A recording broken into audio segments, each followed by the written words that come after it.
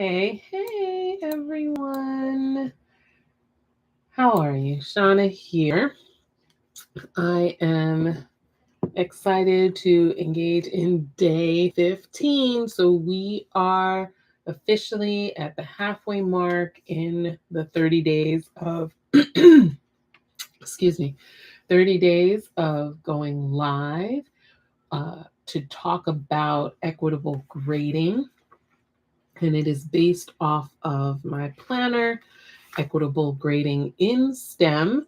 If you haven't picked up a copy, you can pick up a copy at See Different Consulting, one word.com/books. And the planner is based off of this, which is my book, Equity Builds Expertise, 9 Strategies for STEM Teachers to Reach All Students. And it really dives into chapter 8, Real Numbers for Real Knowledge. And strategy 8 is focused on implementing equitable grading. And so what we're doing over the next 15 days or over the course of 30 days is I'm rolling out each day that is highlighted in the planner, and we are just talking about what are some of the things, some of the questions that you should ask yourself, what are some of the strategies that you can use to ensure that you are making more equitable choices and creating a more equitable classroom culture around your grades. So today's focus for day 15 is student narratives.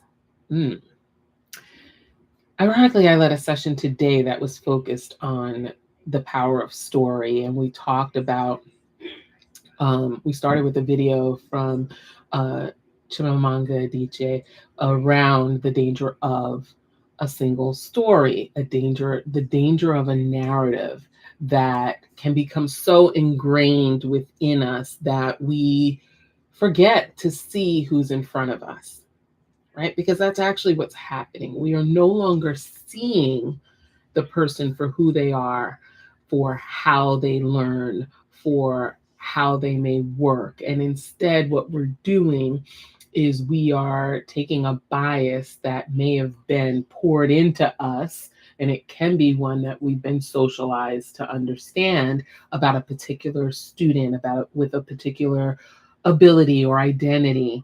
And then we are then making policies, making decisions within our classroom based off of that.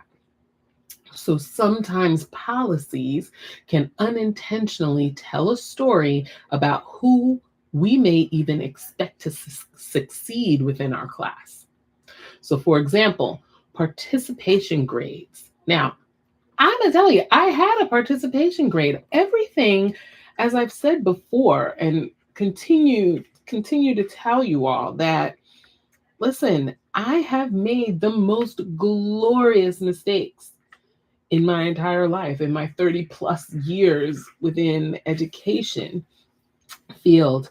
And it has become my mission to share a lot of the lessons I've learned from every single one of them. And so this has been a lesson learned, right? So for example, participation grades, they often reward students who are extroverts.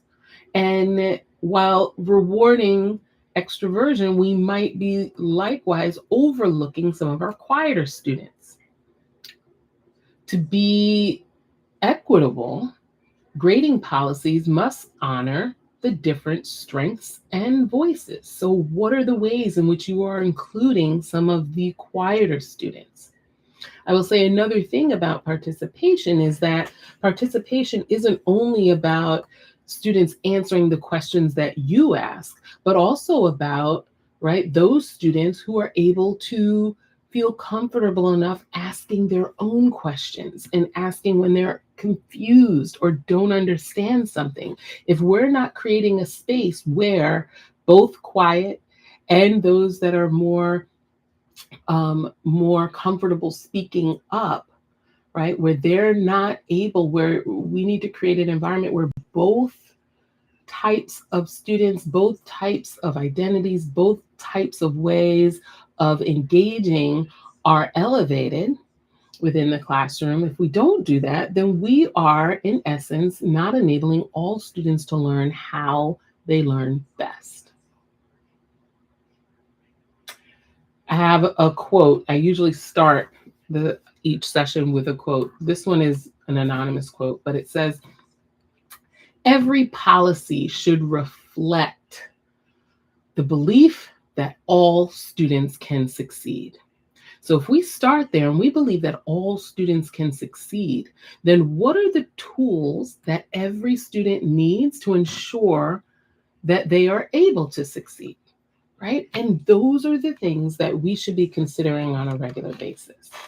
So the reflection prompt that I want you to consider for today, based off of our topic, is, do any of your grading policies perpetuate stereotypes or favor certain student personalities? And if your answer to that after deep reflection is yes, then the action that I'm going to request from you is to choose one policy and simply rewrite it. Rewrite it to remove some of the bias, right? And invite broader participation from your students. Change the narrative that you are entering. Counter that narrative. So an example of this may be, for example, my participation grade favors students who speak up often. So what I will do is I'll redesign it to include written reflections, small group contributions, and digital discussion boards so that more students can engage authentically. Here are some of the questions to ask yourself as a bias reflection tool. One might simply be, who thrives under this policy? Right? So thinking about a policy that you may have, a grading policy, who is thriving under this policy, right? What identities are thriving? What characteristic of student will thrive? Then ask, who struggles? Who will struggle with this policy or system? And then the third question that you should ask yourself here is, what revision would level that field? What can I implement? What change can I make to this policy that will level that field? Listen, every time we rewrite a policy with students in mind, we're actually expanding the definition of success. And small changes can actually tell powerful new stories about who belongs within our classroom. And remember that every grade tells a story.